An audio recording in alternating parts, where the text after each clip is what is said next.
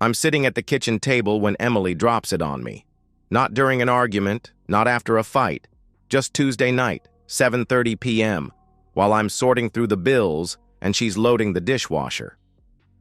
"Nathan, I need to ask you something," she says. Her voice has that careful tone, the one she uses when she's about to tell me the HOA dues went up or that Caleb needs new cleats. I glance up from the electric bill, pencil still in my hand.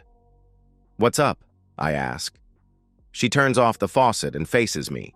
Her blonde hair is pulled back in one of those messy buns that took her 20 minutes to make look effortless.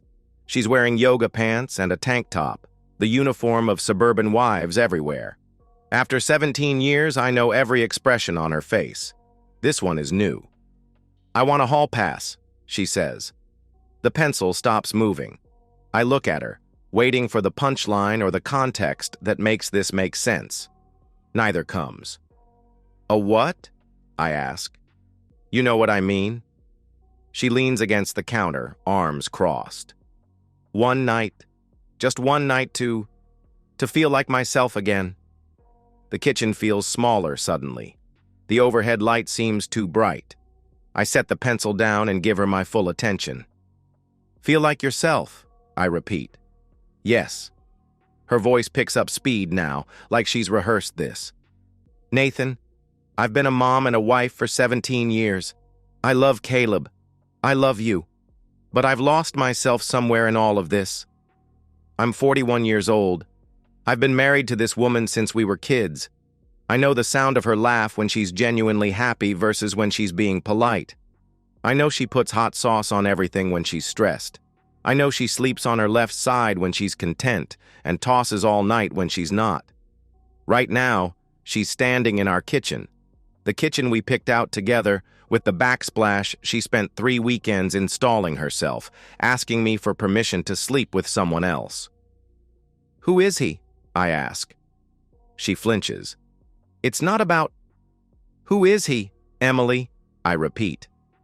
A pause, long enough for the refrigerator to kick on.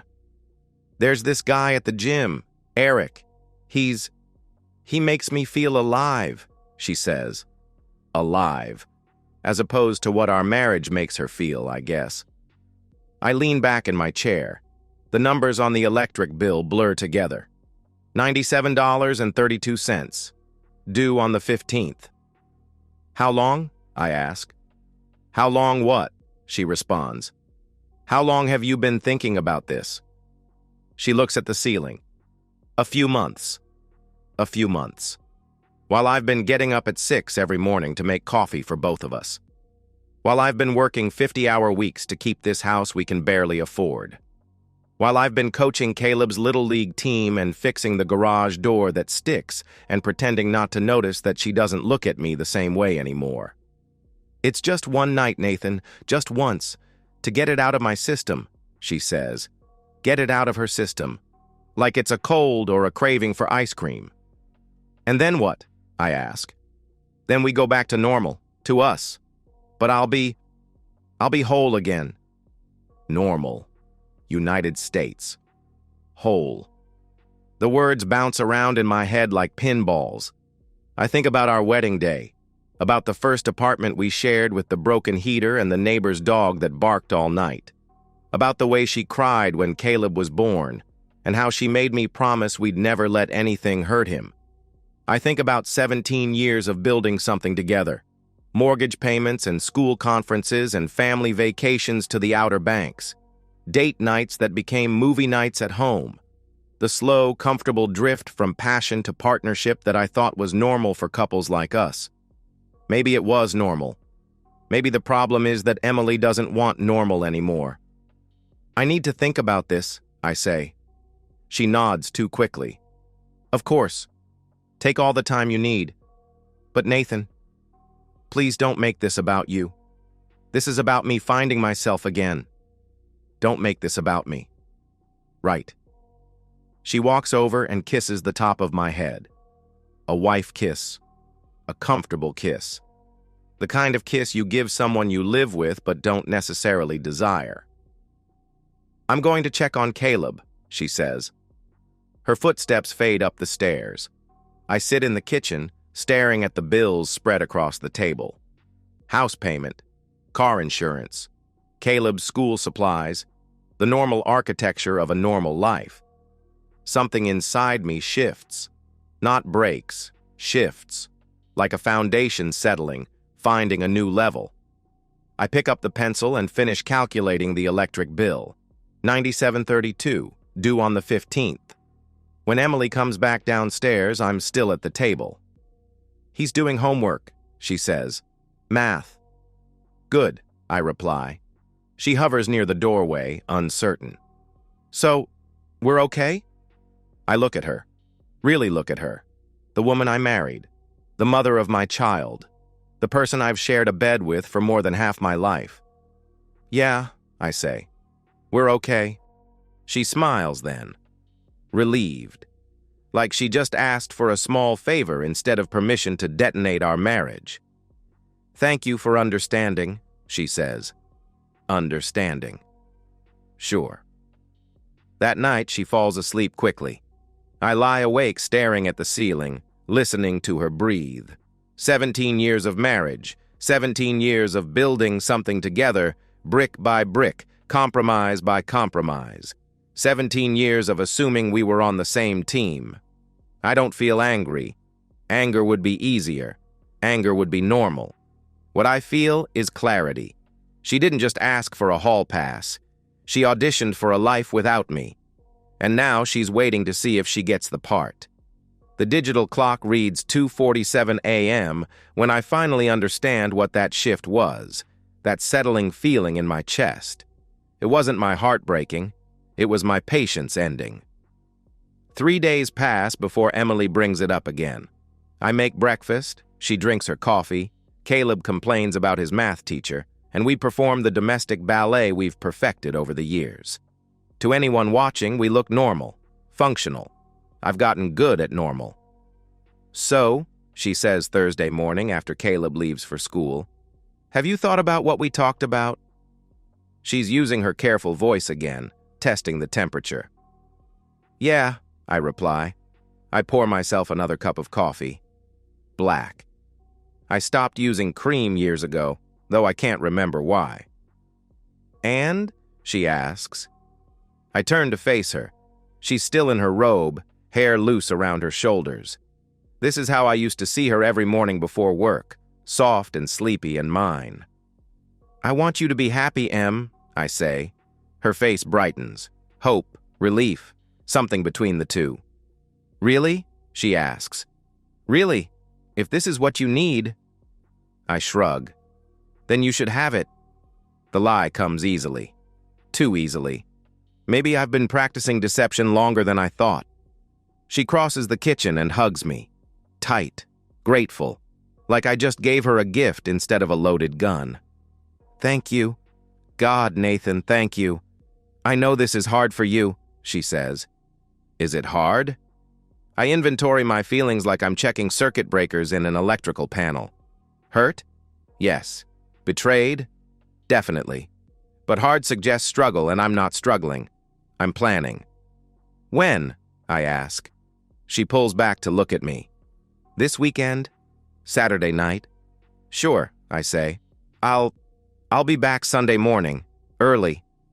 Take your time." That afternoon, I drive to Durham. Greg Holloway's office is in a strip mall between a tax preparation service and a place that sells cell phone cases. The sign on his door reads, "Holloway Investigations, discreet, professional, confidential." Greg is exactly what Central Casting would order for a private investigator. Early 60s, gray mustache, eyes that have seen too much and judged too little. He used to be state police until his knee gave out. Now he follows cheating spouses and documents insurance fraud. "Marriage trouble?" he asks after I explain what I need. "Something like that," I reply. He quotes me a rate, $200 a day plus expenses, cash up front. I write him a check. "She doesn't know I'm hiring you," I tell him. They never do. He takes down Emily's information. License plate number, cell phone, email address. The basic architecture of surveillance. What exactly are you looking for, Mr. Caldwell? The truth, I say. He nods like this makes perfect sense. When do you want me to start? Saturday evening. She'll leave the house around 7. Any idea where she's going? She says she's meeting friends from yoga. Greg's expression doesn't change, but something flickers behind his eyes. Professional skepticism, maybe, or pity. I'll follow her. Document everything. Photos, timeline, locations. You'll have a full report by Monday, he says. How detailed? I ask. Detailed enough for court, if that's where this is headed. Court. The word hangs between us like a bridge I haven't decided to cross yet. Anything else you need to know? He asks. Just one thing, I say. You sure you want to go down this road? Sometimes ignorance really is bliss. I consider the question. Do I want to know the truth? Or do I want to preserve the comfortable fiction that my wife is just having a midlife crisis that'll pass if I'm patient enough? I need to know, I say. Fair enough. I'll be in touch. That evening, I sit with Caleb while he does homework. Math problems, like Emily said. Fractions and percentages. Everything reducible to clean, simple answers. Dad? Caleb says. Yeah, buddy, I respond. Are you and Mom okay? Kids know. They always know, even when you think you're hiding it perfectly. Why do you ask? I say. He shrugs without looking up from his worksheet. You guys seem different lately. Quiet. Adults go through phases sometimes, like how you like dinosaurs then moved on to baseball, I explain. Is Mom moving on from us? He asks. The question hits like a live wire. Director, innocent, devastating. No, buddy. Mom loves you more than anything in the world, I say. It's the truth, even if it's not the whole truth. Emily might be willing to gamble her marriage, but she'd never risk her relationship with Caleb. At least I don't think she would. What about you? He asks. What about me? I respond. Does she love you more than anything too? I help him with a problem about calculating percentages. If Jenny has 100 marbles and gives away 30, what percentage does she have left? She loves me, I tell him. Sometimes adults just need to figure things out. 70%. Jenny has 70% of her marbles left. The rest of the week passes in a strange sort of suspended animation. Emily is almost cheerful, humming while she makes dinner, asking about my work projects with renewed interest, like someone who's been granted parole and is just waiting for the prison gates to open. I fix a broken outlet in Caleb's room, change the oil in my truck, return library books, normal maintenance activities for a normal life that's about to become anything but normal. Friday night, Emily shaves her legs in the shower. I know because she asks me to pick up more razors when I go to the store. She hasn't shaved her legs in months. Small details that add up to a larger picture. You nervous about tomorrow? I ask while we're getting ready for bed. A little. Good nervous, though, she says. Good nervous. Like she's going on a job interview instead of cheating on her husband. You'll have fun, I say. I think so. She turns to look at me. You're being really understanding about this, Nathan. A lot of men wouldn't be. I'm not a lot of men, I reply. Number, you're not. She kisses me goodnight. Soft, brief, already halfway out the door even though she hasn't left yet. Saturday evening arrives with the casual inevitability of sunrise. Emily spends an hour getting ready. Shower, hair, makeup. She tries on 3 different outfits before settling on jeans that fit like they were painted on and a black top that shows more cleavage than she's displayed in months. She doesn't look like someone going to meet friends from yoga. She looks like someone going on a date. You look nice, I tell her. Thanks. She checks herself in the hallway mirror one more time. I should be back by tomorrow morning, noon at the latest. Have fun, I say. She kisses me goodbye. On the lips, but briefly. A wife kiss, not a lover's kiss. The distinction feels important. I watch from the window as she backs out of the driveway. Her Honda Civic disappears around the corner, carrying my wife toward her appointment with another man. Then I text Greg. "She just left." His response comes immediately. "On it." Caleb and I order pizza and watch a Marvel movie. Something with explosions and heroes who always do the right thing, even when it costs them everything. The kind of simple moral universe that doesn't exist in real life. "Dad, can we get a dog?" Caleb asks. "Maybe. After things settle down a bit," I reply. "What things?" "Just adult things. Nothing for you to worry about." He accepts this explanation the way kids do when they sense their parents are navigating waters too deep for small passengers. He falls asleep on the couch during the final battle scene, sprawled across the cushions with the remote still in his hand. I carry him upstairs, tuck him in, and return to the living room. The house feels different with Emily gone. Quieter, but not empty. Like the moment after you remove a splinter, the sudden absence of something that was causing pain. My phone buzzes at 11:30 p.m. A text from Greg. Subject arrived at Chapel Hill Marriott at 8:45 p.m. Accompanied by white male, approximately 30 years old, athletic build. Proceeding to room 412. Will continue surveillance. I set the phone aside and finish the movie. The good guys win. They always do in the movies. I don't sleep much that night. Not from anxiety or heartbreak, but from a strange sort of clarity that makes rest seem unnecessary. I lie in bed staring at the ceiling, thinking about load-bearing walls and structural integrity, about what happens when you remove the wrong support beam. Emily returns Sunday morning at 10:20 a.m. I hear her car in the driveway, the soft click of her key in the lock, her footsteps on the stairs. She slips into bed beside me like she's done 1,000 times before. She smells different, like unfamiliar soap and someone else's cologne. "Nathan?" she whispers. I don't answer. She settles against her pillow, and within minutes, her breathing evens out into sleep. I lie awake until noon, cataloging everything I know and everything I'm about to know. Then I get up, make coffee, and wait for Monday. Emily is almost cheerful at breakfast. She hums while making Caleb's lunch, asks about his plans for the day, kisses his forehead before he leaves for school, playing the role of devoted mother with renewed energy. "How was your night out?" I ask over coffee. "Good," she says. "Really good. The girls and I went to that new wine bar in Chapel Hill. We talked for hours. It felt like being in college again." The lie flows smoothly, practiced. She's thought about this conversation, prepared for it. "That's nice," I say. "You needed that." "I did. Thank you for understanding."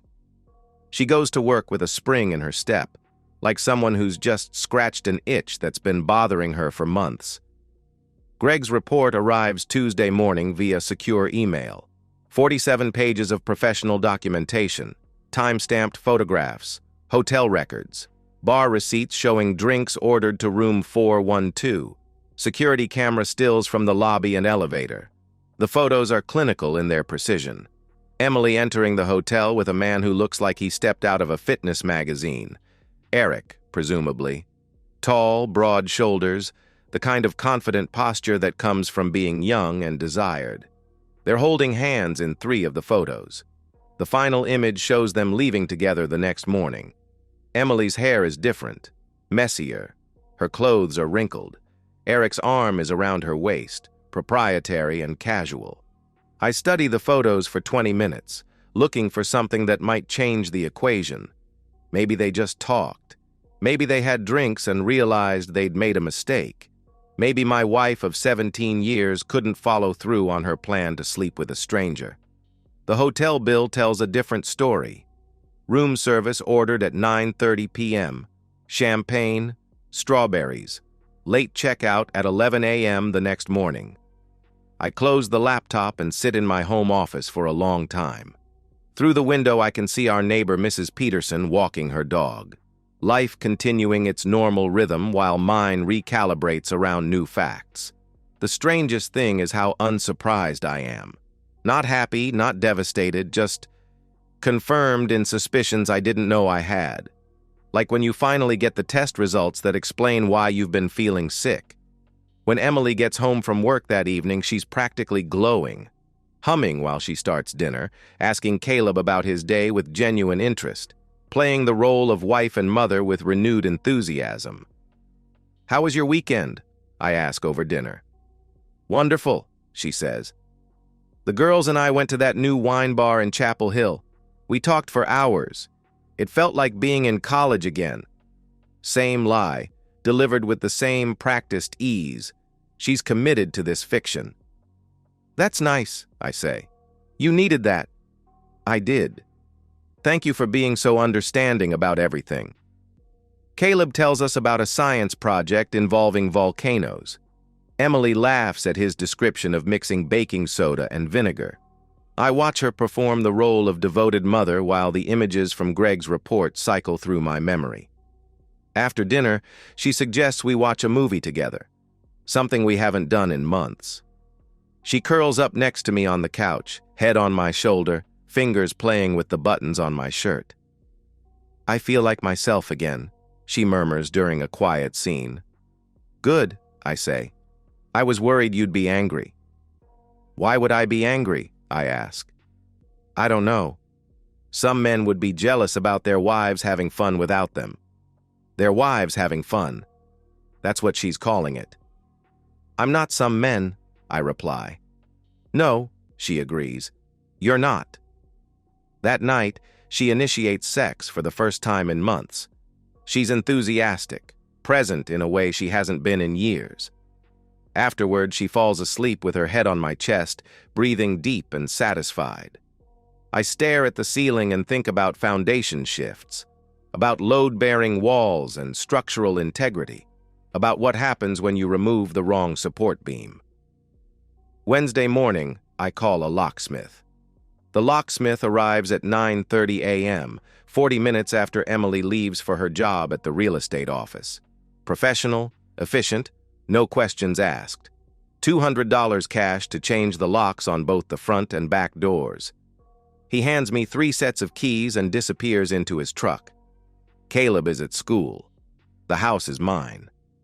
I start with the master bedroom closet, not destroying anything, not throwing her clothes in the yard like some scorned husband in a country song. I fold everything carefully, the way she taught me when we first moved in together. Sweaters, blouses, the little black dress she wore to my company Christmas party last year. Each item gets placed in heavy-duty contractor bags, the kind I use for demolition jobs. 13 bags total when I'm finished, arranged neatly on the front porch like packages waiting for pickup.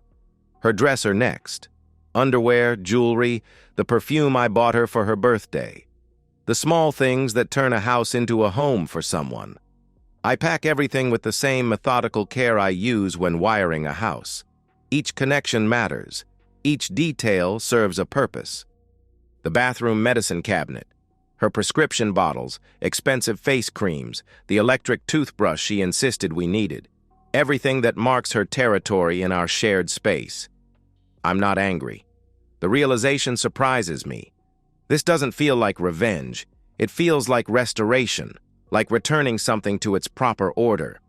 By noon, I've erased every trace of Emily from our bedroom, our bathroom, our closets.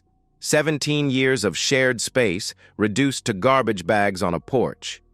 Next stop, First National Bank. The branch manager, Ms. Chen, knows us both. We've refinanced our mortgage through her twice. She processed the loan for Emily's car, professional courtesy and small-town familiarity. I need to make some changes to our joint accounts, I tell her. She glances at her computer screen. What kind of changes? I want to remove myself from the joint accounts and open new ones in my name only. Different rules apply to individual decisions about joint assets. She walks me through the paperwork, checking, savings, the money market account we started for Caleb's college fund. My name comes off the joint accounts. The balances transfer to new accounts, my accounts, sole ownership, sole access. "Is everything all right, Mr. Caldwell?" Ms. Chen asks as I sign the final form. "Just simplifying things," I reply. By 2 p.m., I've redirected my paycheck, updated my direct deposit, and closed the credit cards. Emily will discover the changes when she tries to buy lunch tomorrow, maybe sooner if she checks balances online. I spend the afternoon at work, installing new outlets in a renovation project downtown. Physical labor, hands busy, mind clear. The electrician's meditation. Connect this to that, current flows, lights turn on. Simple cause and effect in a world that makes sense. My phone starts buzzing at 4:30. Emily, probably trying to use her debit card. I don't answer. Another buzz at 4:45, then 5:15. By the time I finish work and head home, I have 7 missed calls and 4 text messages. I read the texts while sitting in my truck in the driveway. "Nathan, my card isn't working. Call me." "What's going on with our account?" "This isn't funny. Call me back." "I'm coming home. We need to talk." Her Honda Civic is already there when I park. She's standing on the front porch, staring at the bags. 13 contractor bags containing 17 years of shared life. I get out of the truck and walk toward the house. She sees me and her face goes through several expressions at once: confusion, anger, realization, fear. "Nathan, what is this?" she asks. I climb the porch steps. She moves aside automatically, then realizes she can't follow me inside. Her key is in her hand, but the locks have been changed. "What is this?" she repeats, louder now. I unlock the door and turn to face her. "Your things." "My things?" "Nathan, what the hell is going on?" she demands. "You wanted a hall pass. You took it. Now you can live with the consequences," I say.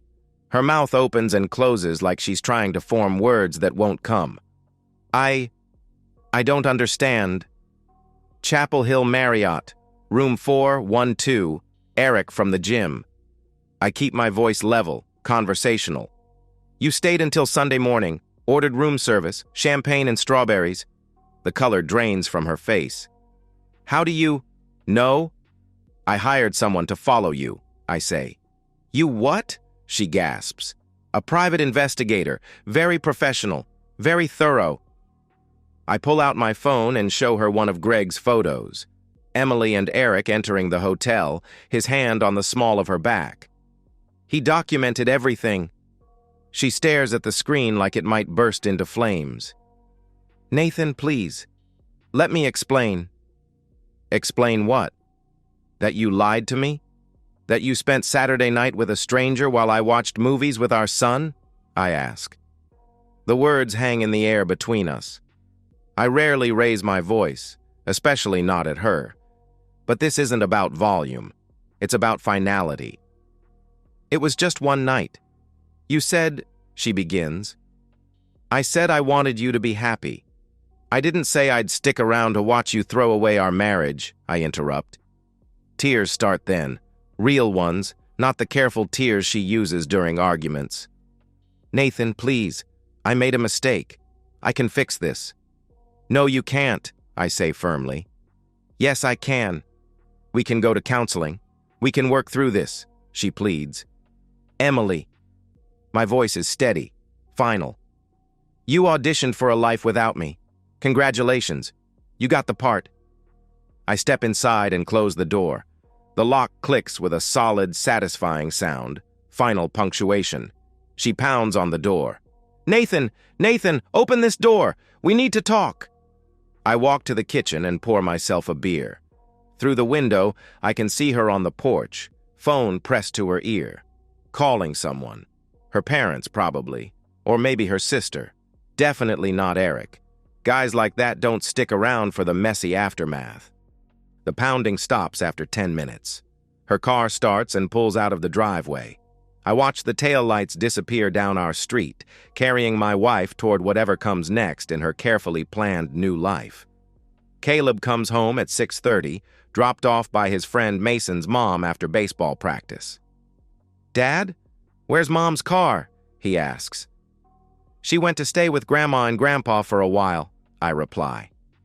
Why?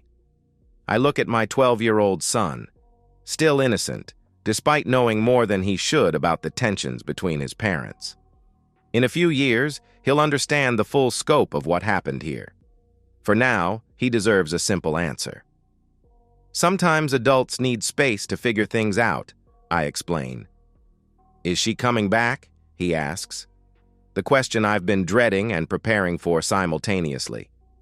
Not to live here, buddy, but she'll always be your mom. That doesn't change, I say.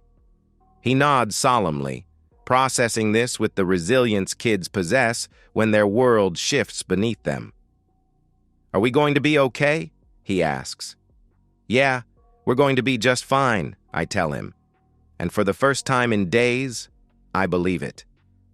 Emily's father calls at 7:30 p.m. Robert Walsh, retired middle management, golf on weekends, a man who's never particularly liked me but tolerated me for his daughter's sake. Nathan, what the hell do you think you're doing? He demands. Evening, Robert, I say. Don't evening Robert me. Emily's here crying her eyes out. Says you changed the locks and threw her belongings on the porch like garbage. They weren't garbage. I packed everything carefully, I reply. That's not the point, and you know it. What is the point, Robert? I ask. A pause. He's not used to me pushing back. 17 years of family dinners and holiday gatherings, and I've always been the polite son-in-law. Agreeable.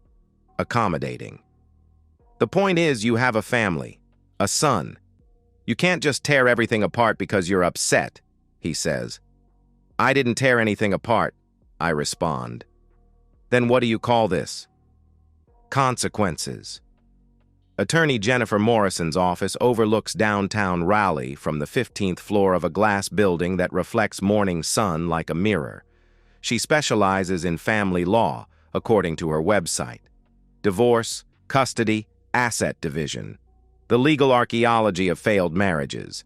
She's younger than I expected, maybe 35, with the kind of professional confidence that comes from winning more cases than you lose.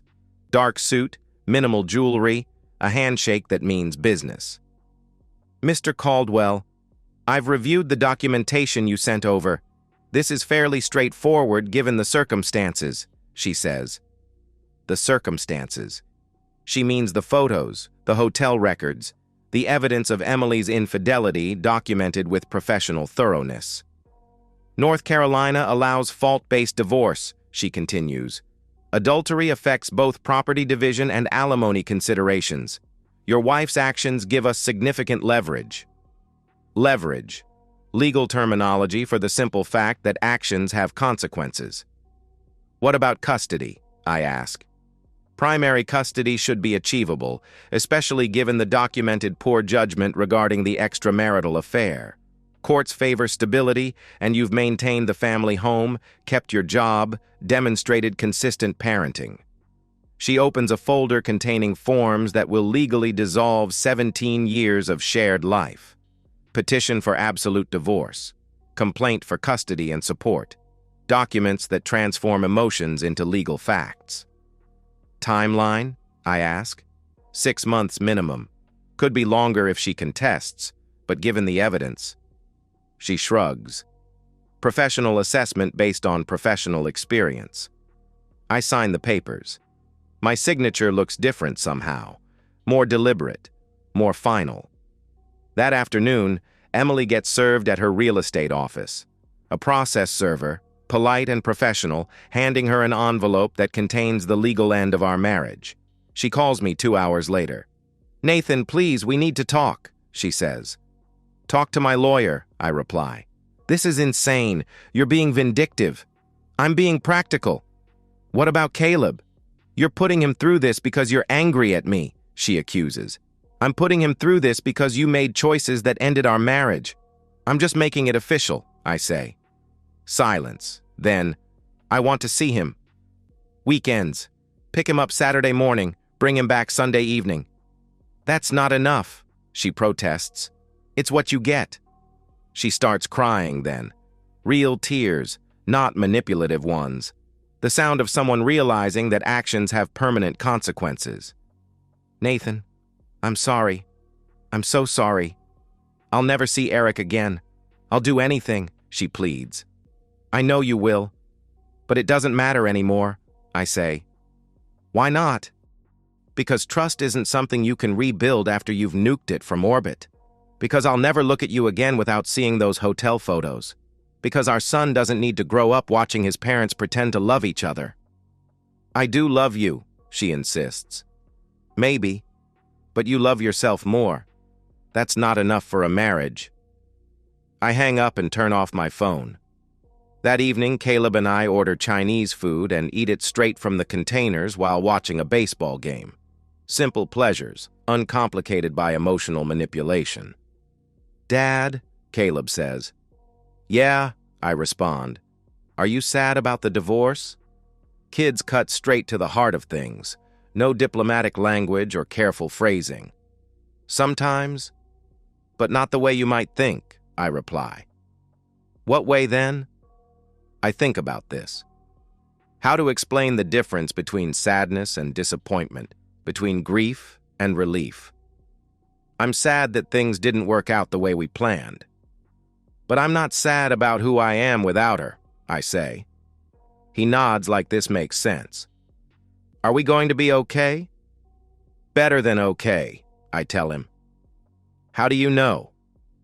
Because we're honest with each other. We don't pretend things are different than they are. The divorce proceeds with mechanical efficiency. Emily contests initially, hires her own attorney, threatens to fight for primary custody. Then her lawyer reviews Greg's evidence and explains the reality of North Carolina family law. Adultery matters here. Morality clauses in custody agreements aren't uncommon. A mother who abandons her family for a night with a stranger doesn't present well to conservative judges. Emily's resistance crumbles within 2 weeks. The settlement conference takes place in a sterile conference room with fluorescent lighting and bad coffee. Emily sits across from me with her attorney, a nervous young man who clearly wishes he were handling real estate closings instead of messy divorces.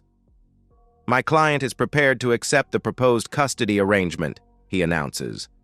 Primary custody to Mr. Caldwell, with visitation every other weekend and alternating holidays. Emily won't look at me.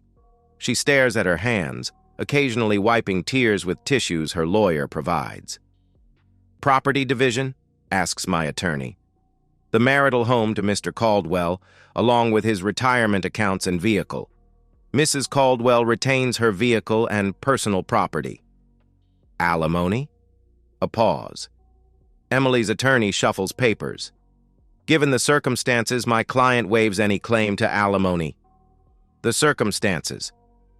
Everyone keeps using that phrase like Emily's betrayal is weather that happened to us rather than choices she made. Within an hour, we've divided 17 years of shared life into legal categories. Property, custody, support, everything reduced to terms that can be enforced by a court. Emily finally looks at me as we're leaving. I hope you're satisfied, she says. I'm not satisfied or dissatisfied. I'm finished, I reply. With me. With pretending. 2 months later, the decree becomes final. I'm officially a divorced father with primary custody of a 12-year-old son. Emily moves into a small apartment near her sister's house in North Hills. She gets Caleb every other weekend, exactly as agreed. The first time she picks him up, she arrives early and sits in her car for 10 minutes before knocking. When I open the door, she looks smaller than I remember, uncertain. Hi, she says. Hi, I reply. Is he ready? Caleb, your mom's here. I call upstairs.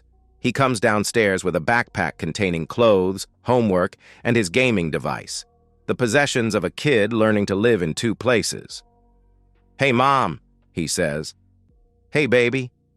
She hugs him tight, longer than necessary. You ready for our weekend? Can we go to the movies? He asks. Whatever you want, she replies. They drive away in her Honda Civic, leaving me alone in a house that's learning to be peaceful instead of tense. I pour a beer and sit on the back deck, listening to the sounds of a neighborhood on Saturday afternoon. Lawn mowers, kids playing, the distant hum of highway traffic. My phone buzzes, a text from my brother in Charlotte. "How are you holding up?" I consider the question. How am I? Not devastated, not bitter, not even particularly angry anymore. "Good," I text back. "Really good, and I mean it. 6 months post-divorce, I sell the house. Too many memories, too much space for two people rattling around in 4 bedrooms. The realtor, not Emily, obviously, gets us a fair price in a market that favors sellers. Caleb and I move into a smaller place closer to his school. 3 bedrooms, 2 baths, a yard big enough for a dog if we decide to get one. The mortgage payment is half what we were paying before, and the silence isn't weighted with unspoken resentments. "It feels different," Caleb says on our first night in the new house. "Good different or bad different?" I ask. "Just different. Lighter, maybe." Lighter. I know exactly what he means. Emily struggles with the transition. She calls more than the divorce decree requires, usually with questions about Caleb's schedule or school events. Sometimes she just wants to talk, to maintain some connection to the life she gave up for 2 hours with a stranger. "How's the new house?" she asks during one of these calls. "It's good. Caleb likes being closer to school," I reply. "And you? Are you seeing anyone?" The question hangs between us like a bridge she's not sure she wants to cross. "No," I say.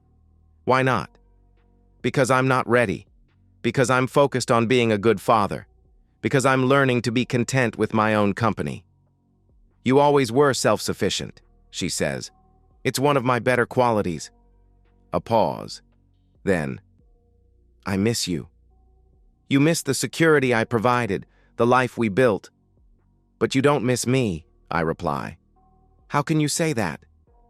"Because if you missed me, really missed me, you wouldn't have been able to do what you did." She starts crying. I've learned to recognize the different types of Emily's tears. These are the frustrated ones, the tears of someone who wants to rewrite history but can't figure out how. "I made a mistake, Nathan. One mistake," she says. "It wasn't a mistake. It was a choice, a series of choices. You chose to ask for the hall pass. You chose to lie about where you were going. You chose to sleep with Eric. You chose to come home and pretend nothing happened." "I was trying to save our marriage," she insists. "You were trying to have your cake and eat it too." The conversation ends the way they all end now, with her crying and me feeling nothing but a distant sort of pity. I don't hate Emily. Hate requires passion, and I'm fresh out of passion where she's concerned. What I feel is clarity. The sharp, clean clarity that comes from finally seeing someone exactly as they are instead of who you hoped they might be. At work, I'm more focused than I've been in years. Jobs get finished on time, under budget. Word spreads in the small community of contractors and architects. Nathan Caldwell does good work, doesn't cause drama, shows up when he says he will. My business grows. I hire an apprentice, a kid named Marcus, who reminds me of myself at 25. Eager, hard-working, more interested in learning than in cutting corners. "You seem different," my brother tells me during one of his visits. "Settled somehow." "Settled how?" I ask. "Like you know who you are now." It's an interesting observation. For 17 years, I defined myself in relation to Emily. Husband, provider, the reliable one who fixed what broke and paid the bills on time. Now I'm just Nathan, father, electrician, man who keeps his word and expects others to do the same. "I was thinking about what she took from you," he continues. "But maybe it's more about what she freed you from." "What do you mean?" I ask. "You were trying to be the perfect husband for someone who didn't want a husband at all. She wanted excitement, danger, the thrill of being chosen by strangers. You can't compete with that because it's not a competition. It's a pathology." A pathology. Clinical term for something that was never really about me. "She didn't leave you for Eric," he says. "She left you for the feeling Eric gave her, the validation, the temporary high of being desired by someone new. And when that fades, I ask, she'll find someone else, or she'll try to come back to you. Either way, it's not your problem anymore. He's right. Emily's need for external validation, her inability to find contentment in stability and commitment, these are her issues to resolve. I spent 17 years trying to be enough for someone who would never be satisfied with enough. The revelation is liberating in a way I didn't expect. Caleb adapts to our new life with the resilience of youth. His grades improve. He makes new friends in the neighborhood. On the weekends when he's with Emily, I use the time to work on projects around the house, read books I've been meaning to read, remember what silence sounds like. Do you ever think about dating? Asks Sarah, the divorced mother of one of Caleb's teammates. We're at a little league game, sitting in the bleachers, making the kind of small talk that happens between single parents. Sometimes, I reply, but I'm not sure I want to hand someone else the power to disrupt my peace. She laughs. That's the most honest thing I've heard a man say about relationships. Emily taught me a lot about the difference between being alone and being lonely, I say. And I was lonely when I was married. I haven't been lonely since.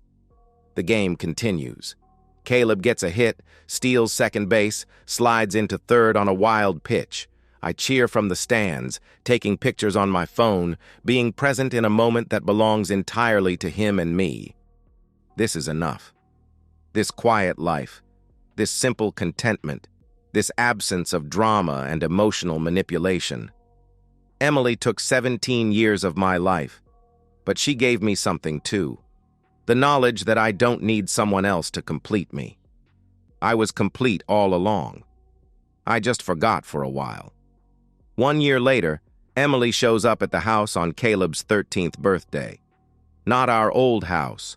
That belongs to a young couple now, their first home, their fresh start. She comes to the new place, the smaller house that Caleb and I have made into something that feels like home. I'm washing dishes when I see her car pull into the driveway. A different car now, something smaller and more economical than the SUV she drove when we were married. Downsizing, like everything else in her post-divorce life. Caleb is at a sleepover party. The house is quiet, the way I've learned to appreciate quiet. She doesn't know he's not here.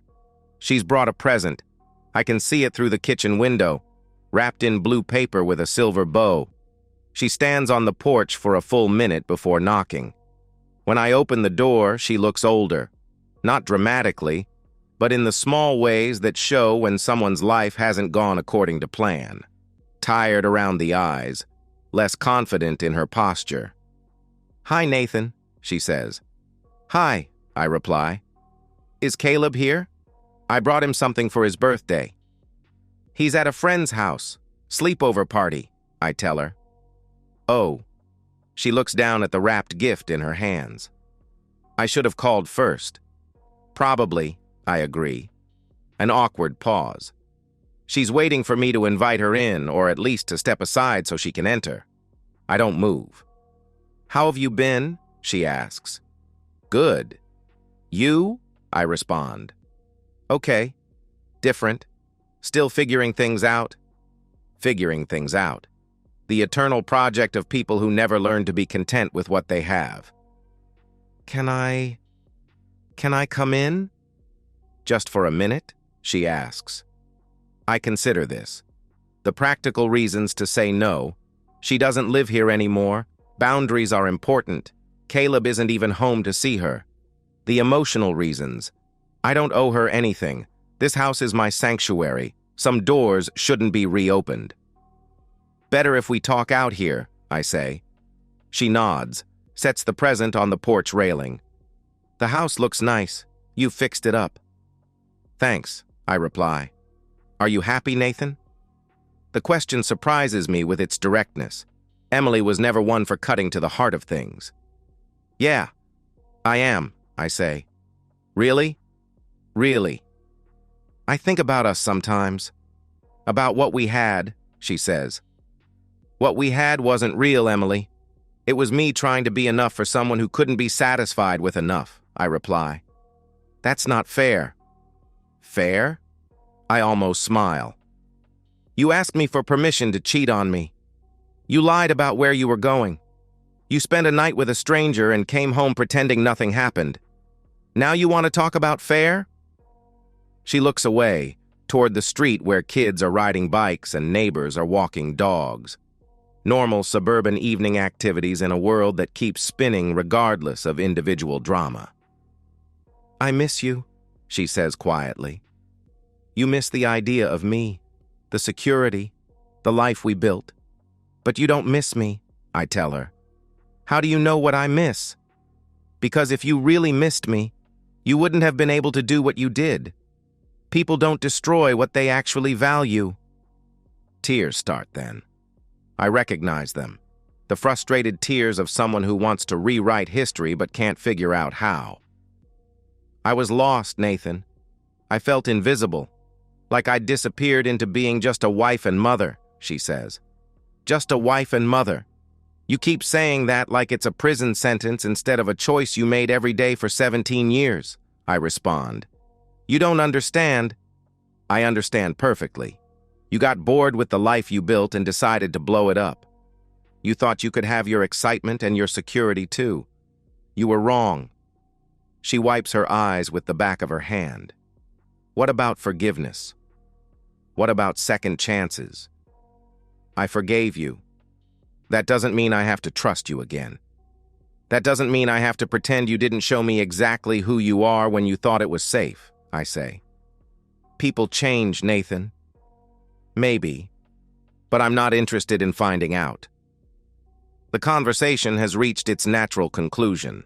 She picks up the present, holds it uncertainly. Will you give this to Caleb? She asks. Of course, I reply. Tell him I love him. He knows. She walks back to her car, movements careful and deliberate, like someone navigating unfamiliar territory. Before getting in, she turns back. I hope you find someone who makes you happy, she says. I already did, I reply. Who? Myself. She drives away, taillights disappearing into the evening traffic.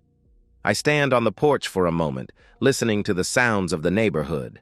A dog barking somewhere. The distant hum of air conditioners. The ordinary symphony of people living ordinary lives without drama or betrayal or the need to complicate simple contentment. Inside, I pour myself a beer and sit at the kitchen table.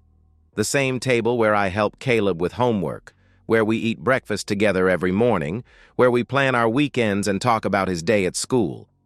This is enough. This quiet house, this simple life, this absence of walking on eggshells around someone else's emotional needs. Emily wanted to feel alive, to feel chosen, to feel dangerous. She got what she wanted, and it cost her everything she had. I wanted peace. I wanted honesty. I wanted to sleep next to someone who chose me every day, not just when it was convenient or safe or socially expected. I got what I wanted too. My phone buzzes. A text from Caleb. Having fun at the party. See you tomorrow morning. Love you, Dad. I text back. Love you too, buddy. Save me some cake. The house settles around me, familiar creaks and sighs of a place that's learned to be home. Tomorrow, Caleb will come back with stories about the sleepover and we'll celebrate his 13th birthday properly.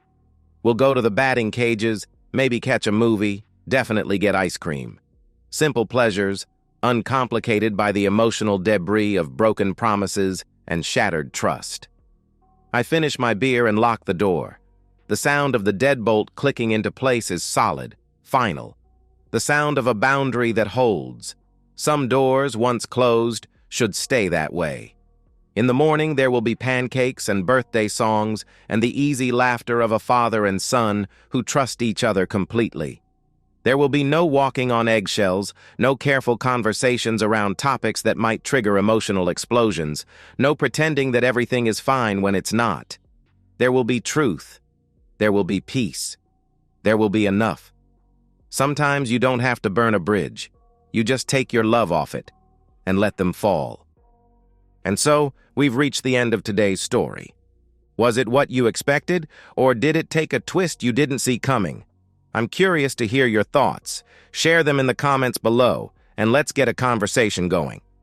If this story kept you hooked, make sure to hit that like button. And if you're new here or just haven't subscribed yet, now's the perfect time to join our community. I bring you fresh, captivating stories every day, so click that subscribe button and turn on notifications so you never miss out. Thanks for watching, and I'll see you in the next one.